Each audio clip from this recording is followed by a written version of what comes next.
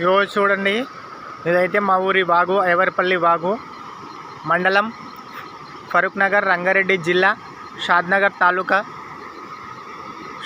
తాలూకాకు చెందిన గ్రామం ఐవర్పల్లి వాగు. ఇగో ఇలానే మధ్యలోనే ఆపేశారు. టీఆర్ఎస్ ప్రభుత్వం ఉన్నప్పుడు స్టార్ట్ అయింది. అయితే ఇప్పుడు కాంగ్రెస్ ప్రభుత్వం వచ్చింది కదా, అయితే కాంగ్రెస్ వాళ్ళు పట్టించుకోకపోవడంతో ఈ బ్రిడ్జిని ఇంతనే ఆపేశారు. అయితే మాకు వర్షాకాలం వచ్చినప్పుడల్లా ప్రతిసారి ఇదే ఇబ్బంది ఉంటుంది రావడానికి పోవడానికి. వేరే దారి ఉంది కానీ అట్నేమో రోడ్డు బాగుండదు, తిప్పలు ఉంటుంది మొత్తము. ఏ రాజకీయ నాయకులు పట్టించుకోవడం లేదు ఈ వాగుని. చూడండి, అందరికీ షేర్ చేయండి ఈ వీడియో సీఎం వరకు వెళ్ళేటట్టు ప్లీజ్ ఫ్రెండ్స్. చూడండి ఒకసారి ఈ వీడియో. ఇదే బాధ ఉంటుంది ప్రతిసారి వర్షాకాలం, రావడం పోవడం ఇబ్బంది.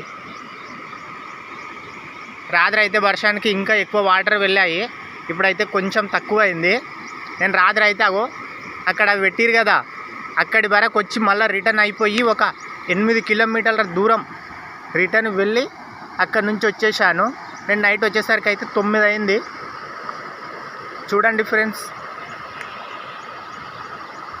ఇదే పరిస్థితి ఉంటుంది ప్రతిసారి. బస్సులు రావు, స్కూల్ బస్సులు రావు, స్కూల్ పిల్లలకి ఇబ్బంది, ఆర్టీసీ బస్సు రాదు.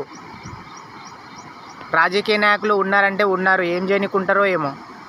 గెలవడం ఒక్కటే తెలుసు వాళ్ళకు, ఇవన్నీ పని చేయడం తెలియదు.